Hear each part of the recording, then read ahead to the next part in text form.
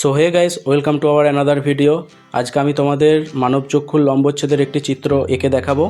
এটি 2025 সালে মাধ্যমিকের জন্য খুব ইম্পর্ট্যান্ট একটি ছবি, এবং ছবিটি কিভাবে আঁকলে 5-এর মধ্যে 5 পাবে সে বিষয়ে কিছু গুরুত্বপূর্ণ টিপস আলোচনা করব। তো ভিডিওটা শেষ পর্যন্ত দেখার জন্য অনুরোধ রইল। প্রথমেই পেন্সিল কম্পাসের সাহায্যে একটি বৃত্ত অঙ্কন করে নেব। এটি তোমরা হাতে করতে যাবে না, এটা পেন্সিল কম্পাস দিয়েই করবে, তাতে ছবিটা বেশি আকর্ষণীয় হবে। এবছর মাধ্যমিকে 2025 সালে অক্ষিগোলকের লম্বচ্ছেদ বা মানবচক্ষুর লম্বচ্ছেদ এই চিত্রটি অথবা সরল প্রতিবর্ত চাপের চিত্রটি আসার চান্স খুবই বেশি রয়েছে।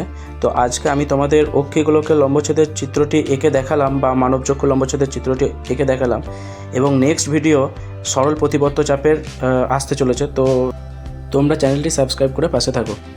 ছবিটি আঁকতে তোমরা সবসময় সফট পেন্সিল ব্যবহার করবে, যেমন 4B 10B, কারণ সফট পেন্সিল ব্যবহার করলে ছবিটা অনেকটা ডিপ ভাব আনা যায়, এতে ছবিটা দেখতে অনেকটা ভালো লাগে।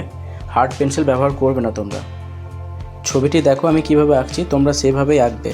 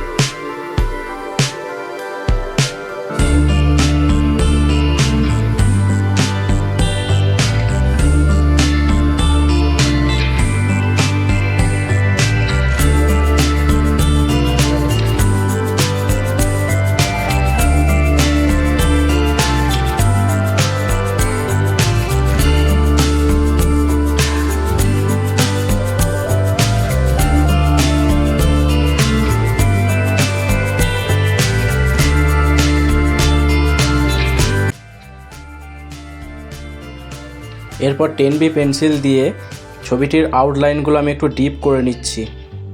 ছবিটি যদি পরীক্ষায় আসে তোমরা কিভাবে আঁকবে আমি 1 2 3 4 করে টিপসগুলো বলছি, তোমরা মন দিয়ে শোনো। 1, একটি ফ্রেশ পেজ নেবে এবং পেজটিতে মার্জিন টেনে ওই পেজটিতে শুধু ছবিটিই আঁকবে, অর্থাৎ একটা পেজের মধ্যে একটাই ছবি হবে।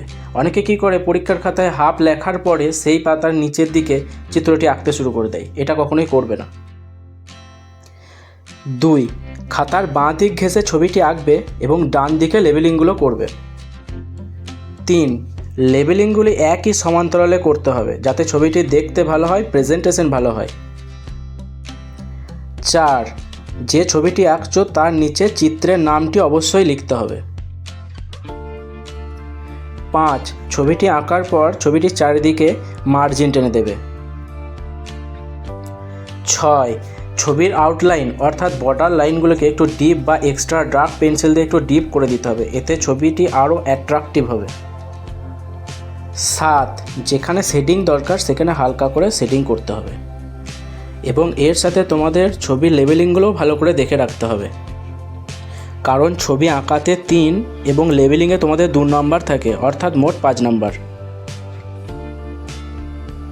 আউটলাইনগুলো ডিপ করা কমপ্লিট হয়েছে, এরপর আমি শেডিং শুরু করব। তো তোমরা 10B পেন্সিল দিয়ে শেডিং করবে। প্রথমেই আমি কনজাংটিভাটা শেডিং করে নিচ্ছি।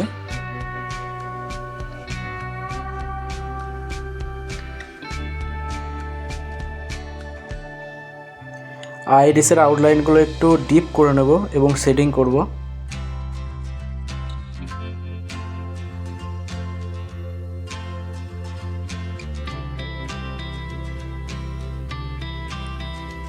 এরপর সিলিয়ারি বডি শেডিং শুরু করেছি। তো মানবচক্ষু লম্বচ্ছেদ বা অক্ষিগোলকের লম্বচ্ছেদ এই চিত্রটির মধ্যে সবথেকে ডিপ পোর্শন এটাই হবে, তো তোমরা এটিকে সবথেকে ডিপ করবে এই জায়গাটি।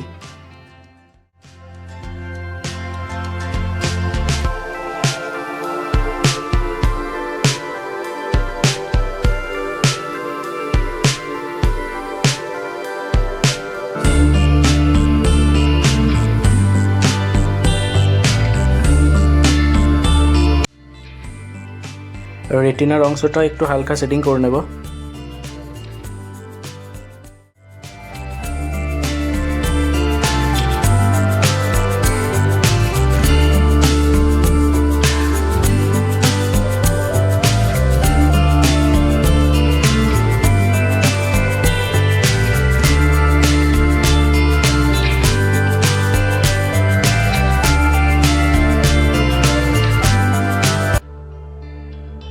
এরপর আমরা লেন্সটি সেট করব। তো লেন্সের সেটিংটা তোমরা একটু মনোযোগ দিয়ে করবে, কারণ লেন্সের মাঝের অংশটা যদি একটু সাদা ছেড়ে রাখতে পারো লেন্সটি দেখতে অনেকটি ভালো লাগে।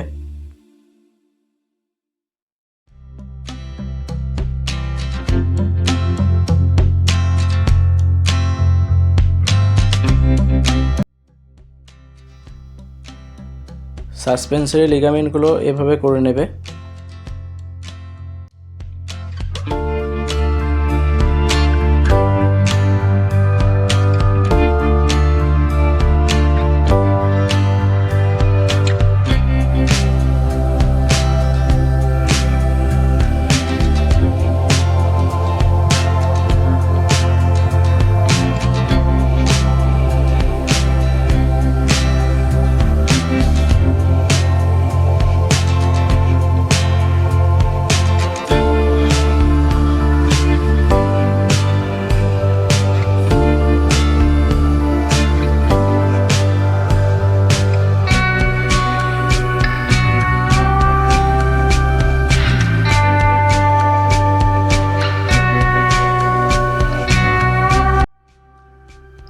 ছবিটি আঁকা কমপ্লিট হয়েছে।